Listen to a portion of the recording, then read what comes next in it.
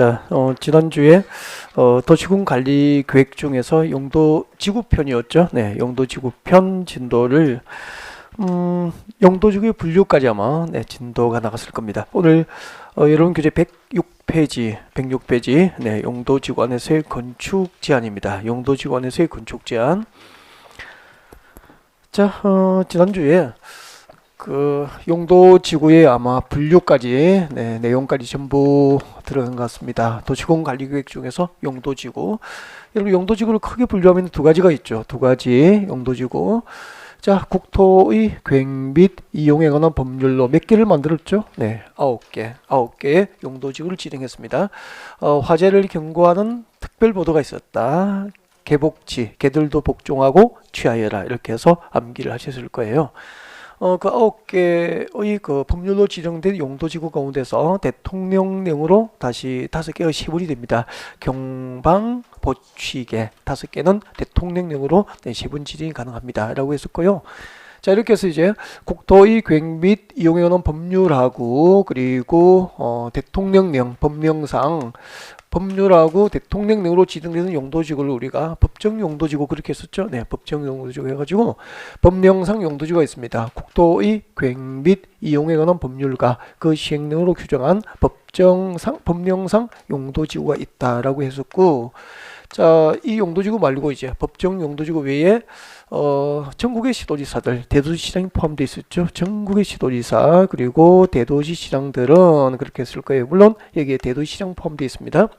전국의 시도지사, 대도시시장들은 시도나 대도시 지역 여건상 필요하면은 이 법정 용도지구 외에 새로운 용도지구 신설을 도시공관리계획으로 결정하여 고시할 수 있습니다. 라고 하는 부분, 여기까지 아마 진도가 지난주에 나온 것 같아요. 네, 그래서 우리 이런 이야기죠. 서울특별시장이 여기 포함되어 있기 때문에 우리 서울시장은 서울시의 지역 여건상 필요하면 법령상 용도지구 외에 서울에만 있는 새로운 용도지구의 신설 도시공관리계획으로 결정 고시할 수 있습니다. 여기까지 이제 진도가 나왔고, 자, 이렇게 이제 용도지구 지정되면은 나중에 여러분의 고객이 이제 어떤 용도지구에서 땅을 사게 되잖아요. 네, 대지를 취득했을 때 어떤 건축이 가능하고 어떤 건축이 제한되는지 용도지구별 건축 제한 한 10분 안 걸리지 않을 겁니다. 금방 마무리하고 다음 진도를 준비할지도 그렇게 할게요.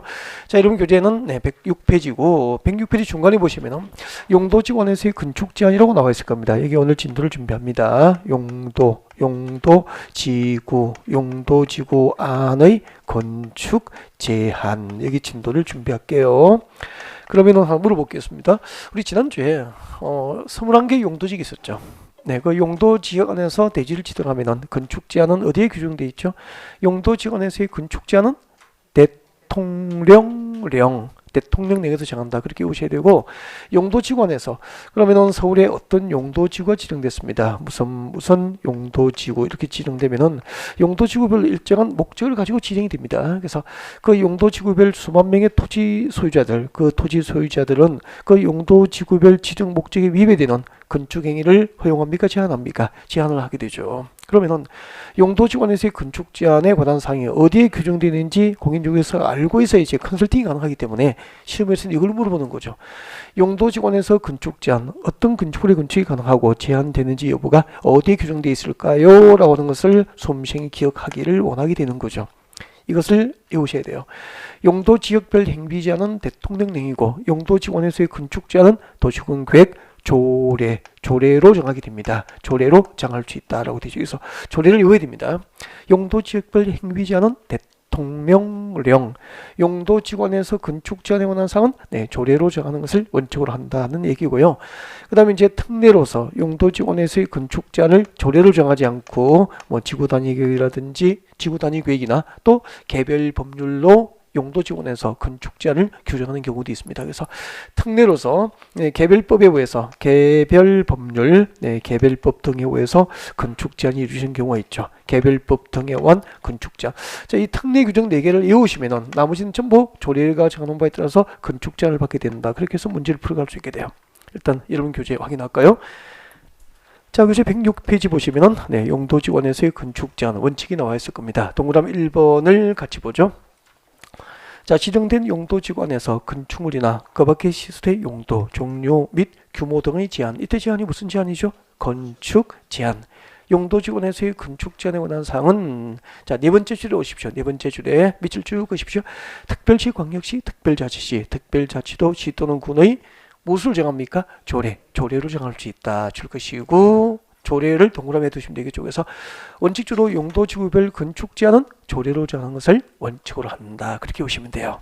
네, 그런데 이제 예외적으로 용도지구안에서의 건축 제한을 이제 특별한 예외를 인정해서 조례로 정하지 않고 개별 법률 등으로 규정하고 있는 용도지구가 대표적으로 4개가 있습니다. 그 4개는 꼭 암기를 하셔야 돼요. 그래서 용도지구별 건축 제한을 조례로 정하지 않은 특별한 예외가 인정되는 용도지구 4가지를 찾아드립니다. 그 4개만 외우시면 됩니다. 그래서 여러분 건너편에 107페이지 봅니다. 107페이지 보시면은 동그라미 2번에 고도지구안에서의 건축 제한 나와 있습니까? 찾으셨습니까? 별표하셔야 되고요. 작년에 지난해도 출제된 것 같습니다. 네, 지난해 찍어드린 거예요. 다. 고도지구안에서의 건축 제한 별표해 놓고 읽어볼게요.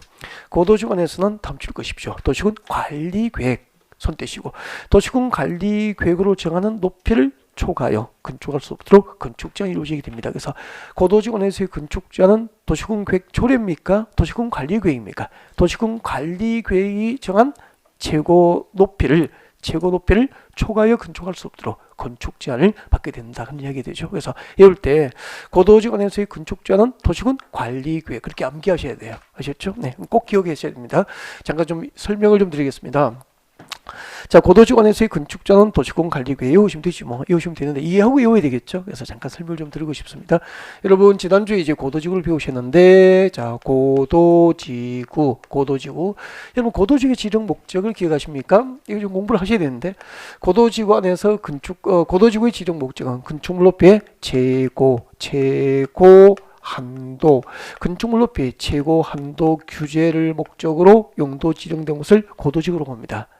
건축물 높이 최고 한도 규제가 목적이죠. 그러면은 서울시 관할 구역에 고도지구가 지정되면은 여러분 동네에 고도지구가 지정되면은 네, 그 고도지구에서는 건축물 높이 이 고도지구안에서 몇 미터까지 높이로 건축할 수 있는지 건축물 높이의 최고 한도를 도시군 관리구로 결정해서 고시합니다.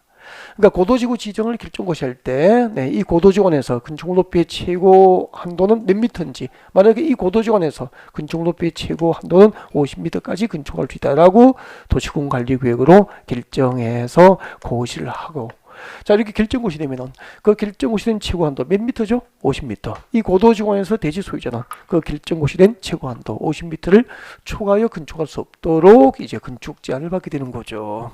이렇게 고도지구안에서의 건축물 높이 최고 한도는 도시군 계획 조례, 서울시 조례를 정합니까? 고도지구 지정을 결정고시할 때 도시군 관리계획으로 결정고시합니까? 도시군 관리계획으로 결정고시하고 그 도시군 관리계획으로 결정고시된 최고 한도를 초과하여 건축할 수 없도록 건축 제한이 이루어지거든요. 그래서 고도지구안에서의 건축 제한은 조례가 아니고 뭐죠? 도시군 관리계획 그렇게 외워드리는 거예요. 이해가 됐죠, 그죠? 그리고 또 암기하시면 되고요. 네, 일단은 고도지구였습니다. 고도지구안에서 건축 제한은 도시군 관리계획에 원한다. 도시군 관리계획이다. 이렇게 암기를 꼭 했으면 좋겠습니다. 네, 다음 두 번째 넘어가겠습니다. 108페이지 오십시오. 108페이지 오셔가지고 취락지구가 나와 있을 겁니다. 취락지구. 자, 5번에 취락지구안에서의 건축 제한 별표를 하시고 자연취락지구 기억번에 자, 자연취락지구안에서 건축할 수 있는 건축물 표가 나와 있을 겁니다. 자연취락지구 동그라미 하십시오. 자연취락지구를 동그라미 하시고요. 하셨습니까? 네. 자연취락지구 이거 동그라미 하시고 적으십시오. 자, 자연취락지구안에서의 건축 제한은 도시군 계획 조례로 정하지 않고 대통령령입니다. 대통령령 이걸 외우셔야 됩니다. 대통령령이고 여러분 대통령령은 곧 국토교육법 시행령과 같은 말 알고 있죠. 그래서 대통령령으로 외우셔도 좋고 이 법 시행령에서 규정하고 있다는 거죠. 자연취락지구안에서의 건축 제한은 조례가 아니고 뭐죠? 대통령령에서 별도를 정합니다. 근데 대통령령은 곧 이 법, 국토교육법 시행령을 의미하게 됩니다. 그래서 이럴 때 고도지구안에서의 건축 제한은 도시군 관리계획에 원한다. 자연취락지구안에서의 건축 제한은 대통령령에 의한다. 그렇게 암기하셔야 돼요. 아셨죠? 그리고 그 대통령령 이 법 시행령의 규정은 자연취락주원에서 건축할 수 있는 건축물 내용이 표 박스로 나와 있거든. 그 박스까지 암기할 필요는 없습니다. 알겠죠? 박스는 참고라고만 메모해 두면 될 것 같아요. 알겠죠? 네. 그 박스와 같이 국토교급 시행령에서 자연취락주원에서의 건축자는 국토교급 시행령에서 정한다. 그런 뜻이 되죠. 그 다음에 이제 건너오십시오. 109페이지. 109페이지 저 맨 위쪽에 박스 아래 보십시오. 박스 아래 보시면은 니은번 집단취락주관에서 건축 제한 찾으셨습니까? 네, 밑줄 그시고 집단취락주고 동그라미 하시고 앞에 별표 하시고 이거 외우셔야 돼요. 집단취락주관에서의 건축 제한은 줄 것이십시오. 개발 제한 구역의 지정 및 관리에 관한 특별 조치 법령입니다. 이걸 우리 약칭해서 뭐시라고 하죠? 개특법에서 집단취락주관에서의 건축자는 개특법 그렇게 오십시오. 개발 제한 구역의 지정 및 관리에 관한 특별 조치법 그래서 약칭해서 개특법 그렇게 오시면 돼요. 집단취락주관에서의 건축자는 개특법, 자연취락주관에서의 건축자는 대통령령, 고도지구안에서 건축자는 도시군 관리구역 그렇게 하면 되죠. 우리 지난주에 집단취락주구는 지정 목적이 어떻게 되죠? 개발 제한 구역 안에서 취락 정비가 목적이기 때문에 이 집단 취락 중안에서 건축 제한은 개발 제한 구역의 지정 및 관리에 관한 특별 조치 법령에 의해서 건축 제한을 받게 됩니다. 아셨죠? 네.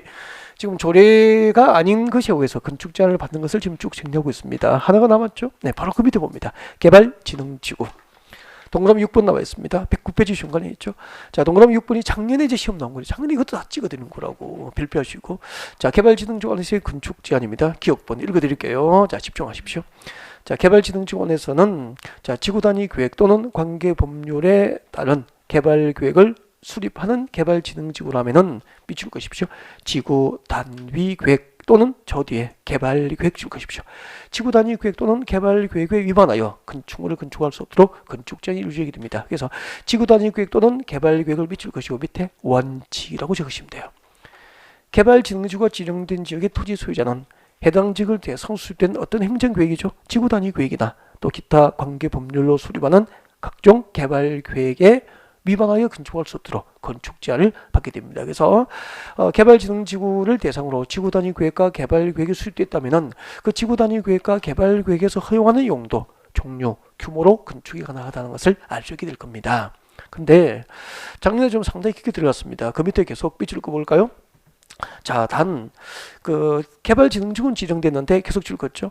지구단위 계획과 개발 계획이 미처 수립되지 아니한 개발진흥지구라면은 네, 그 계획적 개발에 입예되지 않는 범위 안에서 도시군 계획 조례 줄 것이십시오. 도시군 계획 조례로 정하는 건축물을 건축할 수 있도록 조례로 정하는 건축물은 건축할 수 있도록 조례로 건축 제한이 유지하게 됩니다. 그래서 도시군 계획 조례로 정하는 건축물을 건축할 수 있다라고 되어 있죠. 네, 이 부분은 원칙입니까? 특례입니까? 특례, 예외라고 볼 수 있죠. 그래서 개발진흥지구안에서의 건축 제한의 원칙은 지구단위 계획과 개발 계획의 의함이 원칙이지만 지구단위 계획과 개발 계획이 수립되기 전까지는 예외적으로 조례가 허용하는 건축물은 건축할 수 있도록 특례가 인정된다. 그렇게 생각하시면 되겠죠. 알겠죠? 네.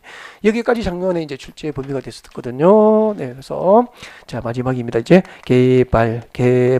개발진흥지구. 자, 개발진흥지구안에서 건축 제한은 무엇이어서 이루어지죠? 지구 단위 계획 또는 개발 계획이 정하는 바에 따라서 건축 제한이 이루어진다. 그렇게 하면 되죠. 그래서 여러분 이제 고개를 들어보시니까 용도지구별 건축 제한은 조례로 정하는 게 원칙인데 조례로 건축 제한을 정하지 않는 용도지구 몇 개를 배운 거죠? 4개. 이 4개는 뽑아서 꼭 외우셔야 돼요. 고도지구는 도시군 관리계획에 의한다. 자연취락지구는 대통령령에 의한다. 집단취락지구는 개특법 규정에 의한다. 그리고 개발진흥지구는 지구단위 계획이나 개발 계획에 의한다. 그렇게 하시면 되죠. 이런 교재에다 체크해드리기 때문에 별도로 필기는 안 하셔도 될 것 같고 이건 나중에 5월달에 요약집이 나가요. 나가면은 그때 요약집이 이렇게 정리가 딱 편집이 되어 있습니다. 그래서 필기 하나도 안 해도 그대로 나중에 준비할 수 있게 됩니다. 네. 자, 그 다음에 이제 여기까지 하면은 용도지구안에서 건축 제한까지 다 끝났고요. 자, 이제 도시군 관리 계획 중에서 용도구역편. 여러분 교재 111페이지 진도를 준비하시면 됩니다. 111페이지 용도구역 구역. 자, 여기 펼쳐놓고, 네, 앞을 보시면은 제가 저쪽으로 가서 정리해 볼게요. 네. 자, 같이 봅시다.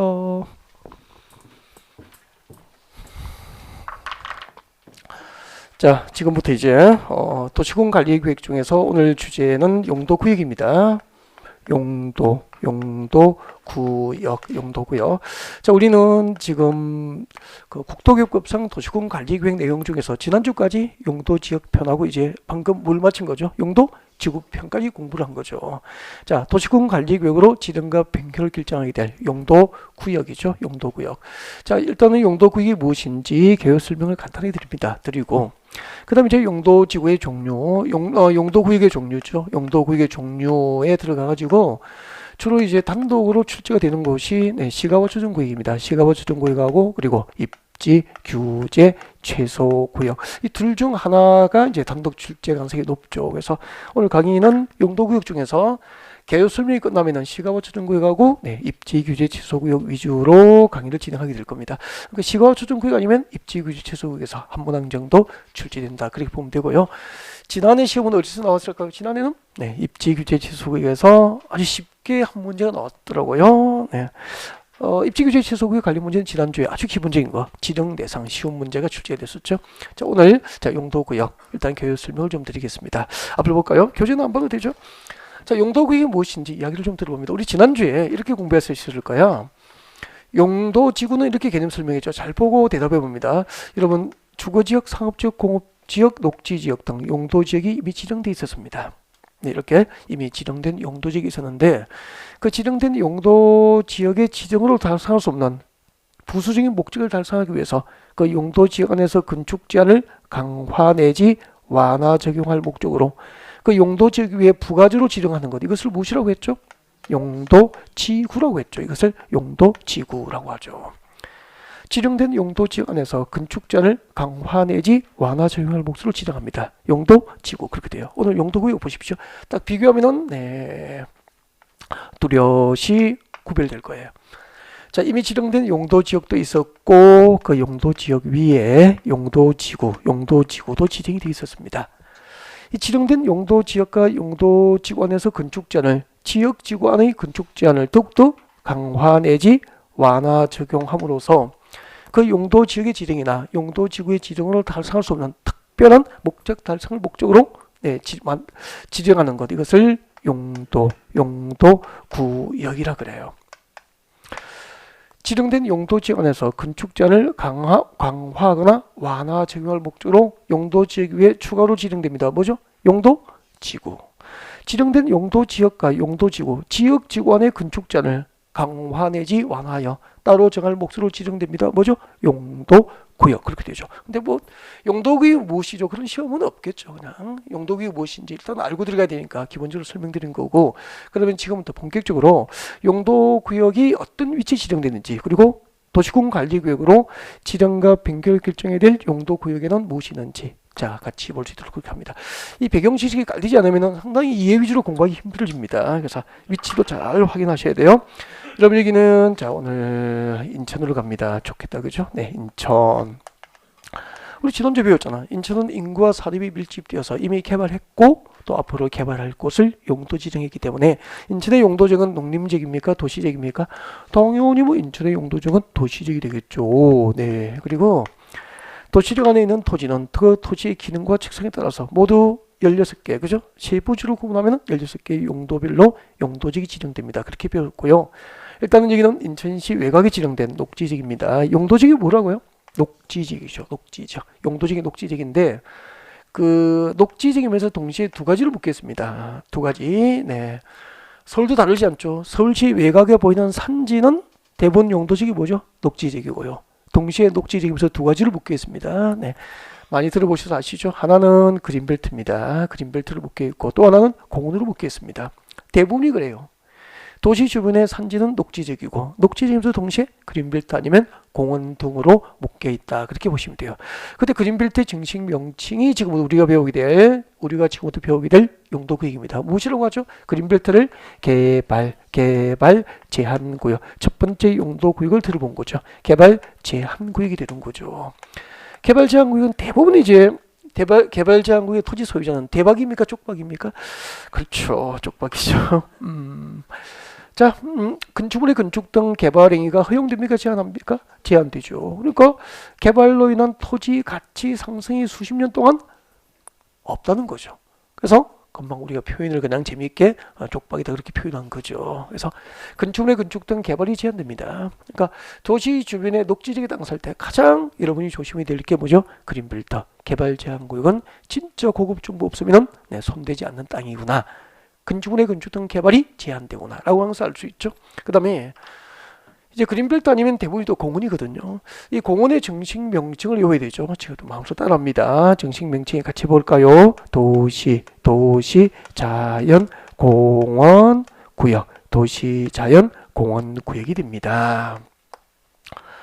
도시, 자연, 공원, 구역 그렇게 되죠. 두 번째 용도 구역이에요. 네, 그러면은 이만큼은 녹지지역이면서 동시에 그린벨트와 공원으로 묶여 있죠. 밑에 보십시오. 밑에는 그린벨트나 공원으로 안 묶여 있죠. 안 묶인 지역은 그대로 있을까요? 시가지가 조성될까요? 시가지가 조성되겠죠. 그래서 도시지역, 인천의 도시지역과 주변적으로 무질서하게 시가지 개발이 확산될 수도 있다고. 이렇게 도시지역과 그 주변지역에서 무질서하게 시가지가 개발되면 이것은 곧 난개발과 국토 파괴 원인이 되기 때문에 이걸 그냥 둘까요? 막아야 될까요?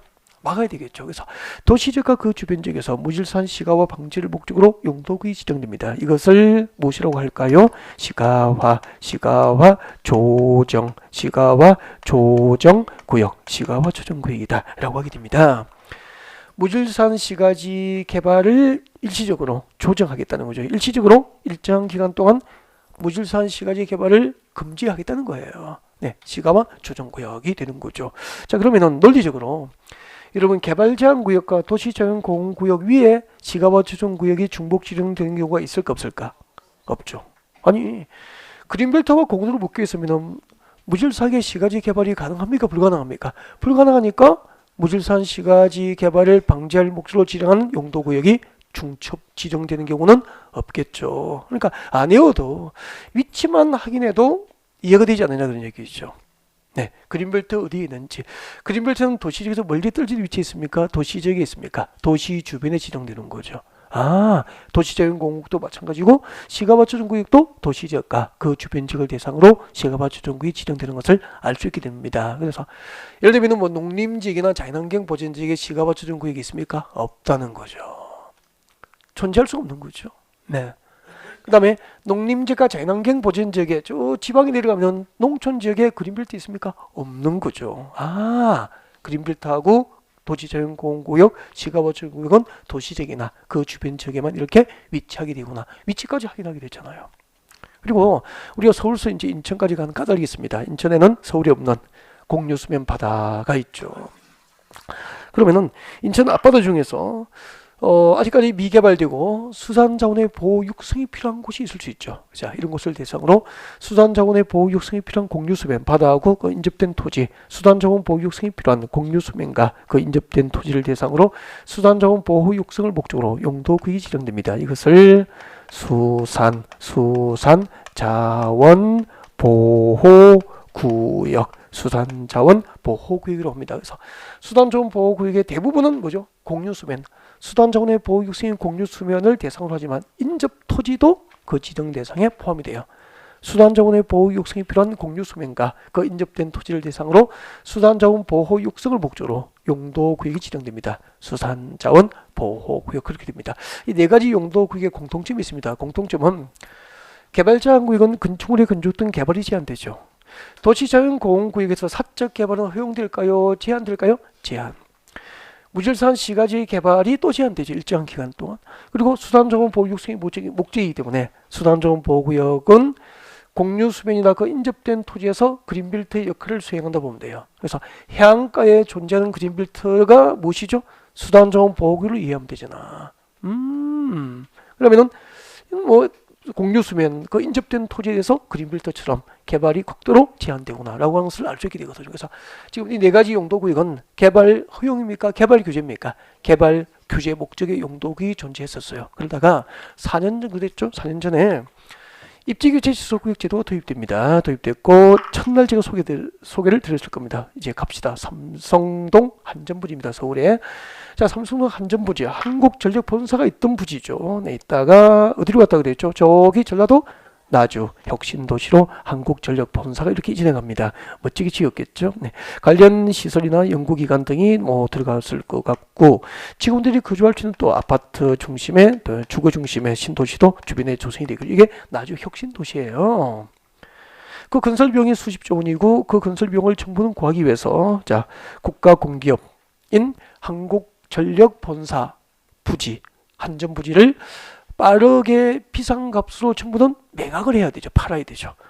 그럼 빠르게 비상값으로 팔기 위해서는 여기에 개발을 제도적으로 보장하면 되죠. 그렇게 해서 도입된 용도구역이 있었습니다. 무엇이었습니까? 입지 규제 최소 구역이라고 했었죠. 네, 그래서 입지 규제 최소 구역은 이런 뜻입니다.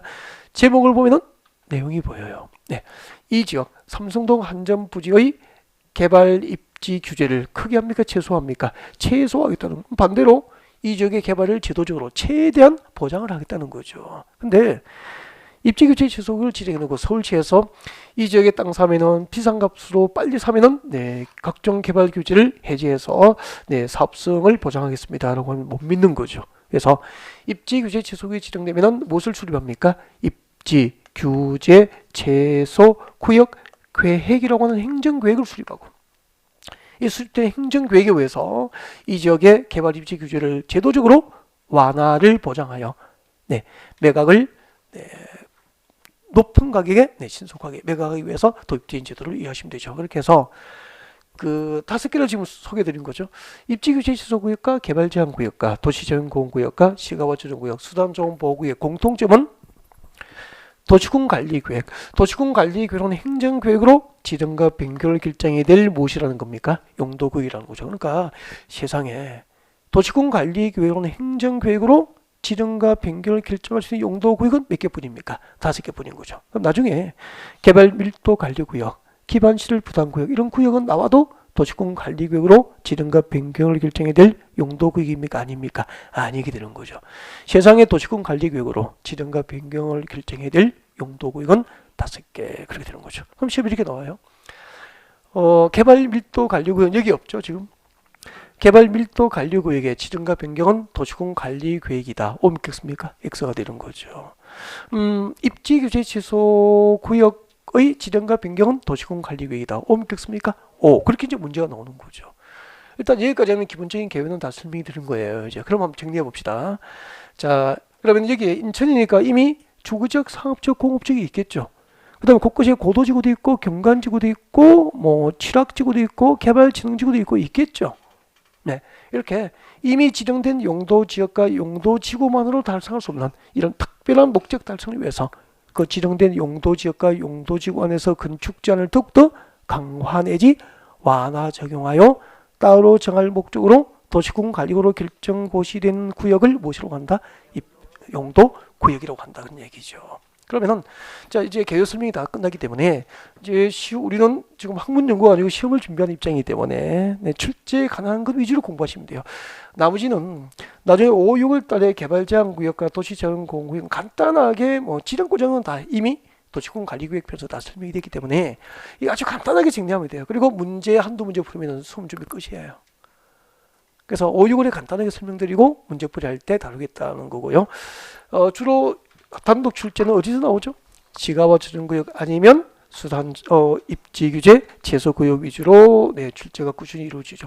최근에 출제 비중이 이쪽이 좀 많아서 힘들었기 때문에 널리 제도를 알리려고 작년에 여기 출제했거든. 자, 올해는 좀 무게 중심인 시가와 조정구역으로 조금 더 하는 기분입니다. 그래서 이쪽에 6, 이쪽에 한 4 정도 그렇게 비율 놓고 공부하시면 될 겁니다. 자, 시가와 조정구역 학습 시작을 할게요. 그러면은 자, 지금부터 본격적으로 용도구역 중에서 무엇을 공부하죠? 시가와 조정구역. 시가와 조정구역을 네, 본격적으로 공부해 볼 수 있도록 그렇게 준비할까요? 자, 여러분 교재 페이지 가르쳐 드릴게요. 네, 한 장 넘어가셔야 될 겁니다. 112페이지. 여러분 교재 112페이지. 112페이지 왼쪽에 보면은 핵심 콕콕이 보일 거예요. 중간 약간 아래쪽에 있죠. 네, 핵심 콕콕 바로 밑에 보시면은 3번 양괄호 3번 시가와 조정구역이 나와 있을 겁니다.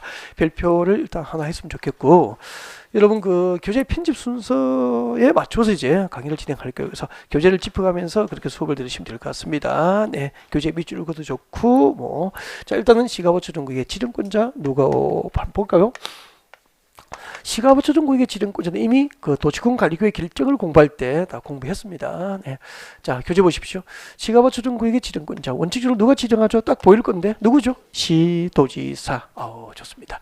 시가와 조정구역의 지정과 변경을 위한 도시군 관리구역은 시도지사가 지정과 변경을 결정고시합니다. 그래서 지정권자는 원칙적으로 시도지사예요.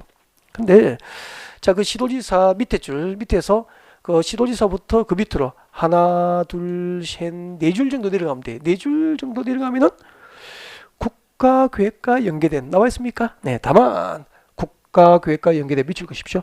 국가계획과 연계된 시가와 조정구역의 지정과 변경에 관한 도시군 관리구역은 누가 결정고시합니까? 국장, 국토부 장관이 지정권자가 됩니다. 참 중요해요. 지정권자 이 부분은. 시가와 조정구역의 지정은 시도지사가 도시군 관리구역으로 결정고시함이 원칙인데, 국가계획, 중앙정부가 수립하는 국가계획과 연계된 시가와 조정구역의 지정과 변경을 위한 도시군 관리구역은 누가 결정합니까? 국장, 국토부 장관이 지정과 변경을 결정한다. 그렇게 하면 되죠. 네, 자 어렵지 않고요. 그 다음에 두 번째 시가와 조정구역의 지정 목적. 이 지정 목적을 좀 이해를 하면 좋거든요. 그래서 지정 목적을 해야 될 텐데 교재가 어디 있냐면은 우리 그 지정권자 시도지사 뒤에 나와 있을 거예요. 이제 시도지사 뒤에 보면은 약간 컬러로 복사돼 가지고 컬러로 인쇄돼 있죠. 네, 자 그 부분이 시가와 조정구역 지정 목적이 돼요. 그 목적을 이 현장을 보면서 외우면 너무 쉬워집니다. 그래서 잠깐 한번 보실래요? 네. 여러분 여기는 인천이죠. 용도지역이 뭐죠? 도시지역이죠. 여기 인천시 도시지역. 그리고 여기 주변지역이죠. 도시지역과 그 주변지역에서 시가지 개발이 계획적이고 단계적입니까? 무질서합니까? 무질서하죠. 이렇게 도시지역과 그 주변지역에서 이 무질서한 시가지 개발을 허용할 겁니까? 방지할 겁니까? 방지하는 게 시가와 조정구역의 첫 번째 지정 목적이에요. 그래서 도시지역과 주변지역에서 무질서한 시가와 방지 첫 번째 목적이 되죠. 도시지역과 그 주변지역에서 무질서한 시가와 방지 이런 교재에 일단 미칠 것이면 되겠죠. 도시지역과 그 주변지역에서 무질서한 시가를 방지하고 나중에 이 동네를 계획을 세워서 단계적으로 신도시 개발을 도모합니다. 그래서 계획적 단계적 개발 도모죠. 계획적이고 단계적으로 신도시 개발을 도모합니다. 계획적이고 단계적인 신도시 개발을 도모하기 위해서 자 일단은 일정 기간 시가화를 허용합니까? 유보합니까? 유보하는 게 목적이죠. 여러분 유보한다는 것은 영원한 금지입니까? 일시적 금지입니까? 일시적 금지. 그래서 이때 일정 기간 동안 시가를 유보한다고 했는데 이때 일정 기간은 이제 시가와 유보 기간이 됩니다. 그때 시가와 유보 기간은 몇 년? 교재 보면 있습니다. 5년 이상 20년 이하 범위에서 유보 기간 일정 기간을 정하게 됩니다. 그러면은 시가와 조정구역 지정이 결정고시되면은 유보기간은 오른쪽에 있죠. 교재 오른쪽 제일 위에 보면은 유보기간 나와 있습니다. 유보기간 5년 이상 20년 이하 범위에서 도시군 관리구역으로 유보기간을 정하게 됩니다. 그러면은 시가와 조정구역 지정이 결정고시면 최소 몇 년이죠? 5년. 최대 몇 년이죠? 20년까지 시가지 개발이 허용됩니까? 유보됩니까?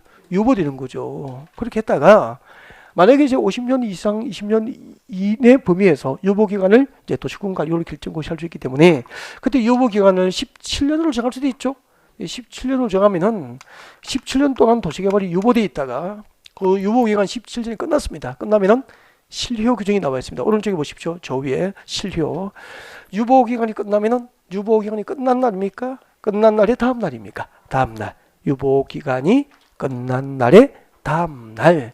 시가와 조정구역 지정을 결정고시했던 결정고시의 효력이 실효가 됩니다. 실효. 맞습니까? 네. 그럼 시가와 조정구역 지정을 결정고시한 도시군 관리구역 결정고시의 효력이 실효는 언제 이루어지죠? 유보기간이 끝난 날의 다음 날.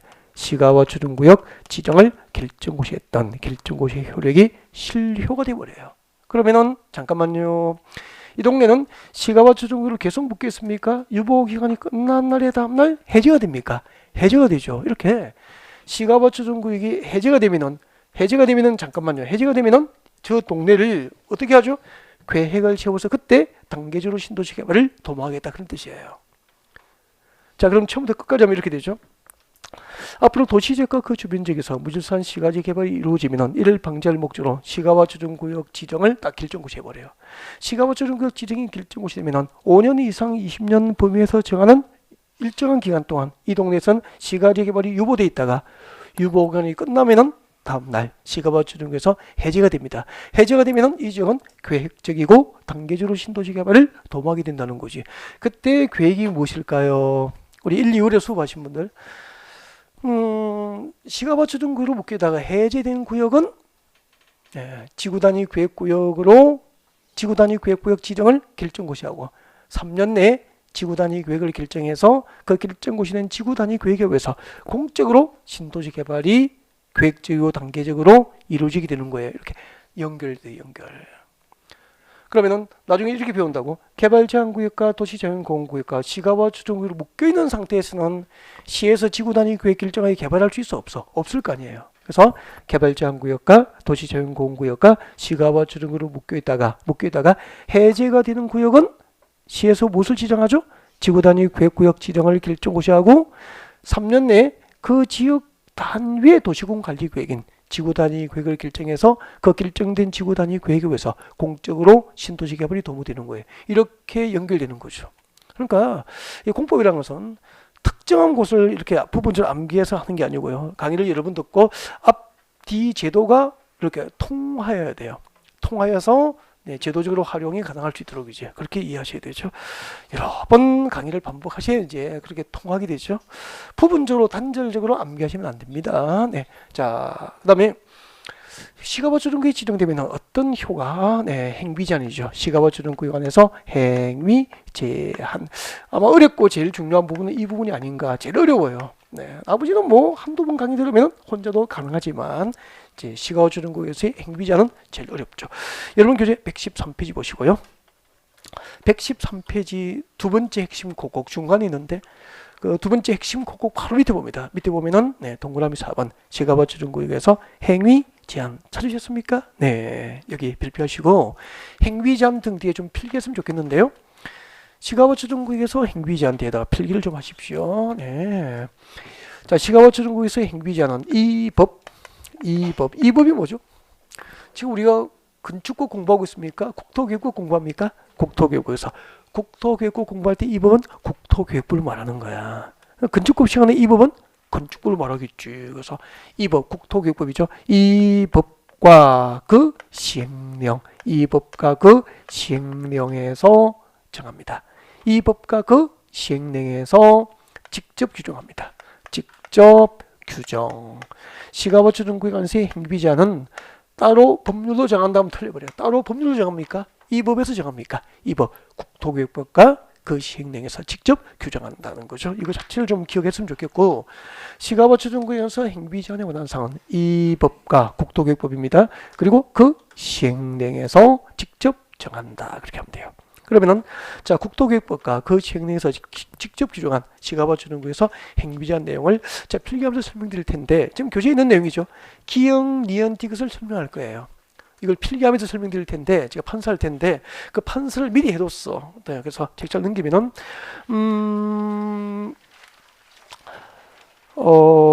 여러분 교재 116페이지 봐요. 116페이지 보면은 116페이지 왼쪽 상단에 봐요. 핵심 콕콕에 보면은 시가와 주둔구역에서 행위제한에 대한 필기가 돼 있죠.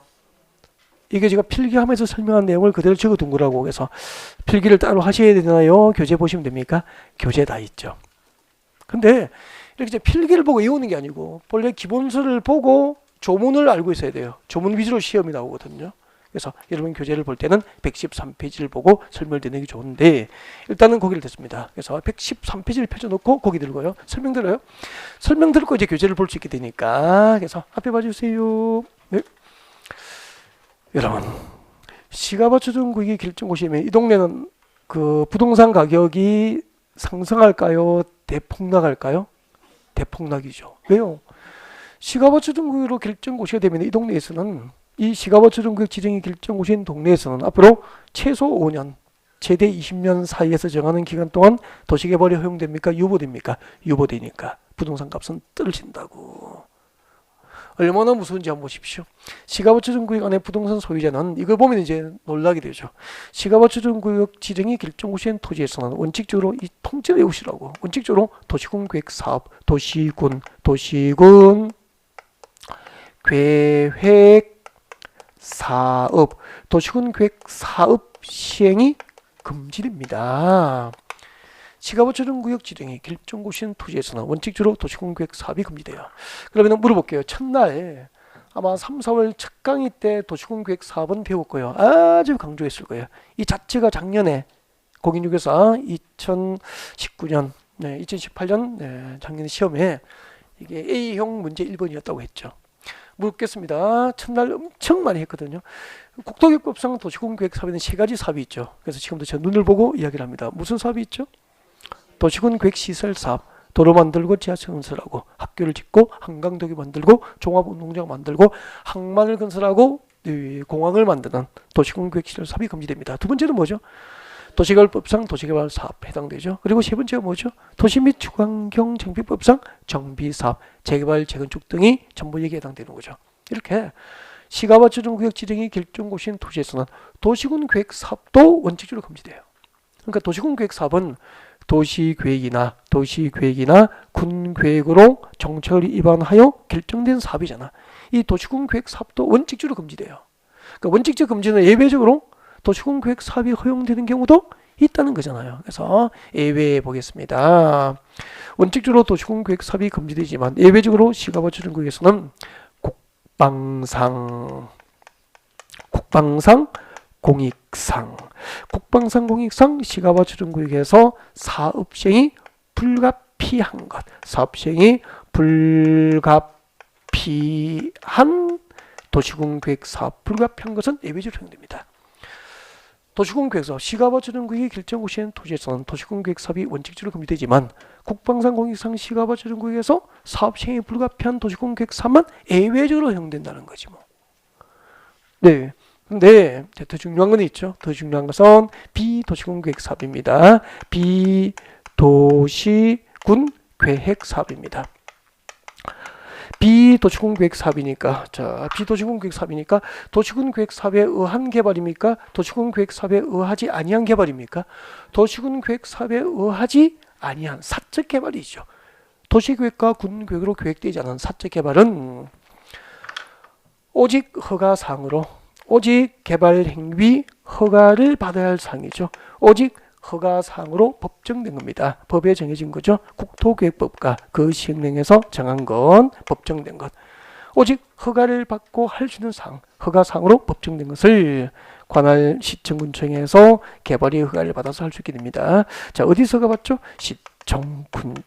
시청군청에서 허가 받으니까 시가버처정구역, 서울에 지정된 시가버처정구역에서 개발의 허가는 누구로부터 받아야 되죠? 서울특별시장으로부터 개발의 허가를 받죠. 인천, 인천광역시장, 군직은 관할 군수로부터 허가상으로 법정된 것을 허가를 받고 할 수 있게 되는 거예요. 자, 여러분 교재 같이 볼까요? 113페이지 보겠습니다. 원칙 볼까요? 원칙, 시가버처정구역에서의 행위 제한입니다. 자, 지정된 시가버처정구역에서 도시군계획 사업은 대통령령으로 정하는 사업만 예외적으로 시행할 수 있을 뿐인가. 그러니까 대통령령으로 정하는 사업만 예외적으로 허용된다는 것은 해석하면 원칙적으로 시가버처정구역에서의 도시군계획 사업은 허용됩니까? 금지되어 있습니까? 금지되어 있다는 거죠. 이렇게 시가버처정구역이 결정고시된 토지에서는 원칙적으로 도시군계획 사업이 금지되어 있는데 내려옵니다. 국방상 공익상 시가버처정구역에서 사업 시행이 불가피한 도시군계획 사업으로서 관계중앙행정기관장이 요청하고 국토부 장관이 시가버처정구역 지정 목적 달성에 지장이 없다고 인정하는 도시군계획 사업만 예외적으로 허용될 뿐이라는 거예요. 그리고 D급번 내려옵니다. D급번 시가버처정구역에서는 기억에 따른 도시군계획 사업의 경우 외에는 도시군계획 사업의 경우 외에는 했으니까 도시군계획 사업입니까? 비도시군계획 사업입니까? 비도시군계획 사업이잖아. 시가 받쳐준 구역에서 비도시군 계획 사업은 다음의 어느 하나에 해당하는 허가 대상 행위, 다음 중 어느 한 개에 해당하는 허가 대상 행위에 한정하여, 자, 특별시장부터 군수까지 읽었습니다. 특별시장, 광역시장, 특별자치시장, 특별자치회사, 시장, 군수. 밑에다가 이럴 때는 어떻게 외웠죠? 시청, 군청, 허가권자 되죠. 이 시청, 군수로부터 허가 동그라미, 개발 허가를 받고 행위를 할 수 있는 거죠. 자, 그러면 이제 그때 시가버처등구에서 허가를 받고 할 수 있는 개발 행위가 법에 규정되어 있겠죠. 네, 그 허가 대상이 책자를 넘겨보면 이제 박산에 나와 있다고. 시가버처등국에서 개발 허가를 받고 할 수 있는 것. 여러분 교재 114페이지 제일 위에 A부터 나와 있죠. A, B, C 해가지고 116페이지까지 나와 있다고. 116페이지 위에까지 A4 2장 분량이 넘죠. 그 시가버처등에서 허가를 받고 할 수 있는 행위가 A4 2장 분량이 넘는다고. 이것을 외워야 될까, 참고해야 될까요? 참고하시면 되죠. 어떻게 하셨어요? 네, 참고하셔야 되는데, 이걸 뭐 암기하실 필요는 없어요. 암기하실 필요는 없는데 이렇게 공부하셔야 됩니다. 시가버처등구역에서 도시군계획 사업에 의하지 않은 개발은 오직 허가를 받아야 할 상으로 법정된 것을 이제 관할 시청군청에서 허가를 받아야 할 수 있잖아요. 도시군계획 사업에 의하지 않은 개발 행위는 허가상만 규정되어 있고요. 이 법과 그 시행 등에서는 신고사항이 없어요. 신고사항이 없다는 거죠. 신고를 할 수 있는 사항이 있어 없어? 없다는 게 특징입니다. 그리고 허가 대상을 경미하다고 해서 허가 대상을 허가 없이 임의로 할 수 있는 임의 사항도 없다는 거죠. 그래서 시가버처에서 문제 풀 때는 무슨 개발행위는 신고를 할 수 있다. 옳겠습니까? X. 신고사항이 없어요. 그리고 무슨 개발행위는 허가를 받지 않고 할 수 있다. 허가받지 않고 할 수 있는 임의 사항이 있습니까? 없습니까? 없죠. 그래서 무슨 개발행위는 허가받지 않고 할 수 있다. 틀린 거죠. 무슨 개발행위는 신고해야 한다. 틀린 거죠. 시가버처구역에서 개발행위는 도시군계획 사업에 의하지 않은 개발행위는 오직 허가상으로 법정된 것을 관할 시청군청으로부터 허가를 받아서 할 수 있다는 거죠. 그게 특징이에요. 시가버처구역에서 도시군계획 사업에 의하지 않은 개발을 신고로 할 수 있거나 허가 없이 할 수 있는 신고사항과 임의사항이 있습니까? 없습니까? 없다는 게 특징이라는 거죠. 자, 그러면은 참고로 몇 가지만 114페이지 같이 볼까요? 2번. 자, 시가버처구역에서 개발 허가를 받아야 할 대상 2번. 농임업용 건축물 중에서 네, 박상에 들어옵니다. 가부터 사에 해당하는 것은 임의로 할 수 있습니까? 신고합니까? 허가받아야 됩니까? 허가를 받아야 되죠. 바 같이 볼까요? 바 밑줄 긋죠. 관리용 건축물. 자, 관리용 건축물로서 기존 관리용 건축물 면적을 포함하여 33제곱미터 이하인 관리용 건축물의 건축은 아니 기존 관리용 건축물 면적을 포함하여 33제곱미터 이하니까 10평 이하죠. 그러면은 규모가 큽니까? 소규모 건축물입니까? 이 소규모 건축물마저도 시가버처구역에서는 신고로 건축합니까? 허가를 받아야 됩니까? 개발의 허가를 받게 하는 거죠. 그럼 보통 이제 시험을 이렇게 내겠죠. 시가버처구역에서 관리용 건축물로서 기존 관리용 건축물 면적을 포함한 33제곱미터 이하인 관리용 건축물의 건축은 네, 허가 없이 할 수 있다. 옮겼습니까? X. 그렇게 문제 풀어야 된다니까. 이렇게 경미한 것마저도 전부 허가사항으로 되어 있다니까. 이 특징이라니까요. 그 다음에 또 하나 보여드릴까요? B번 내려옵니다. B번에 주민 생활을 영위하는데 필요한 시설로서 대통령 내리지 않은 다음의 행위들 해가지고 기억부 가번 들어옵니다. 가에 오셔서 1번 줄 거죠. 주택의 증축 줄 거예요. 주택의 신축입니까? 증축입니까? 증축도 허가를 받아야 되는데 가로 안에 줄 거죠. 가로 안에 줄 것이십시오. 기존 주택 면적을 포함하여 얼마죠? 100제곱미터 이하에 해당하는 면적의 주택의 증축입니다. 기존 주택 면적을 포함하여 100제곱미터 이하인 주택의 증축도 신고로 할 수 있습니까? 허가 없이 할 수 있습니까? 허가 받아야 됩니까? 허가를 받아야 된다니까. 보통 이런 건 이제 신고로 할 수 있다. 허가 없이 할 수 있다고 시험을 내거든요. 그래서 너무 간단하잖아. 시가버처구역에서 도시군계획 사업에 의하지 않은 개발은 오직 허가상으로 법정된 것을 허가받은 경우만 할 수 있고 신고사항과 임의사항이 별도로 규정되어 있지 않다는 것을 기억해서 문제를 풀어야 되죠. 네, 그러면은 이제 공개 한번 들어볼까요? 자, 시가버처정구에서 행위제한까지 하셨는데 이걸 통째로 보셨으면 좋겠어요. 이걸 한눈에 하나의 앵글로 잡아서 딱 보셨으면 좋겠어. 그래서 이렇게 하죠. 이런 것을 좀 빠른 속도로 해야 지도가 보이거든. 너무 천천히 가면은 부분적으로 보게 되잖아. 그죠? 전체를 봤으면 좋겠어요. 전체를 넓게 보라고 하잖아. 이렇게 정리해 되죠. 시가버처정구의 결정고시인 토지 안에서 행위제한, 개발행위 제한에 관한 사항은 따로 법률로 정합니까? 국토계획법과 그 시행령에서 정합니까? 국토계획법과 그 시행령에서 다음과 같이 정합니다. 시가버처정 구역의 결정고시인 토지에서는 원칙적으로 도시공계획 사업이 금지되어 있어요. 다만 국방상공익상 시가버처정 구역에서 사업 시행이 불가피한 도시공계획 사업은 예외적으로 허용되는 경우도 있어. 그리고 시가버처정 구역에서 도시군 계획 사업에 의하지 않은 개발은 오직 허가상으로 법정된 것을 관할 시청군 주로부터 허가를 받고 해야 되기 때문에 신고로 할 수 있거나 허가 없이 할 수 있는 임의사항이 있다 없다. 없다. 그렇게 정리하면은 행위제한은 완벽하게 정리된다고. 그러니까 속도가 좀 빠르니까 천천히 보이죠. 이 천천히 가면 부분적인 암기가 되어버리거든요. 그래서 꼼꼼한 단어를 보면 안 된다 그랬죠. 숫자 보지 말고 단어 보지 말고 전체 제도를 보십시오. 그렇게 했을 거예요. 자, 이렇게 하면은 간단하게 정리가 된 것 같고요. 이제 입지규제 최소구역 하기 전에 몇 가지만 기본적으로 여러분이 챙겨야 될 거 읽어볼 수 있도록 체크해드리겠습니다. 여러분 116페이지 오실래요? 여러분 교재 116페이지 오셔가지고 동그라미 5번 핵심 콕콕 아래 부분에 있습니다. 동그라미 5번에 보시면은 거기에서 니언 디귿 리얼 니언 디귿 리얼 묶어줍니다. R 적으십시오. 리딩 지나갈 때마다 읽었으면 좋겠습니다. 리딩 표시 지나갈 때 읽었으면 좋겠습니다. 하나 읽어드릴게요. 니언번. 자, 시가버처정구역 안에 있는 산림 안에서 시가버처정구역에 있는 산림 안에서 임목벌채 조림과 용림의 허가 기준에 대하여는 이 법에서 직접 정하지 않고 무슨 법 규정에 따르게 됩니까? 산림자원의 조성 및 관리에 관한 법률 규정에 의한다. 여기서 무엇을 기억해야 되죠? 산림자원의 조성 및 관리에 관한 법률 규정에 의한다. 이걸 기억해야 돼요.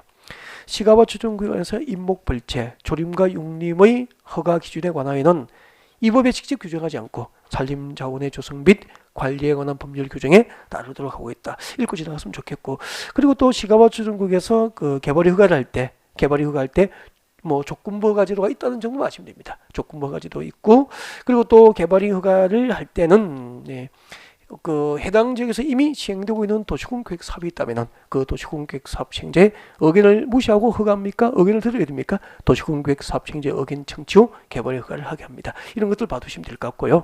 그 다음에 오른쪽으로 갈까요? 117페이지 오십시오.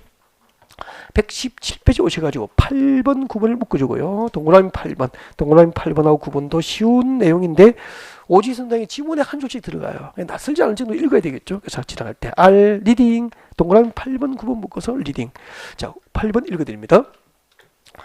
시가버처정구역에서 개발이 허가를 받으면은 다음에 허가나 신고를 한 것으로 의제, 본다, 간주해 주죠. 그래서 시가버처정구역에서 개발이 허가를 받으면 허가를 받은 것으로 의제되는 사항이 몇 개 있죠? 두 개.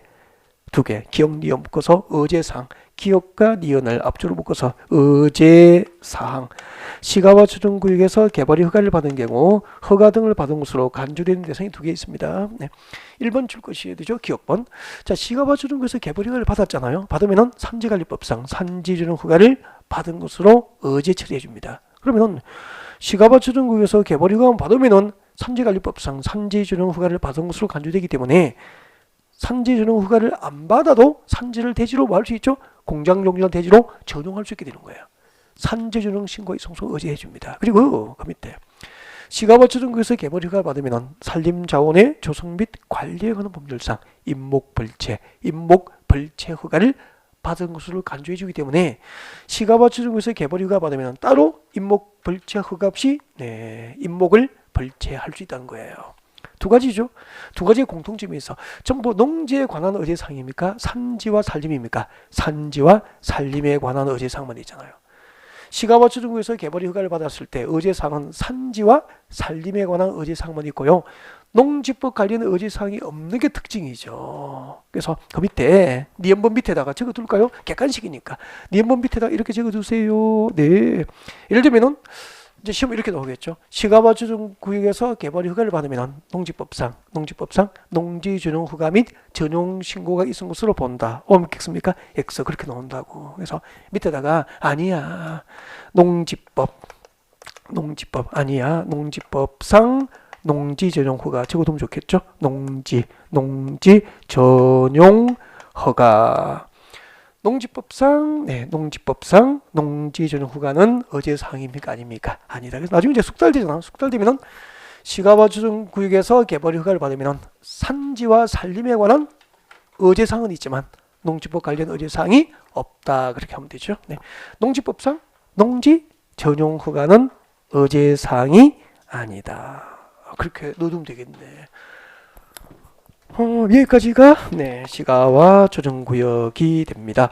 잠시 휴식하고 118페이지 입지규제 최소구역 진도를 준비하겠습니다. 네.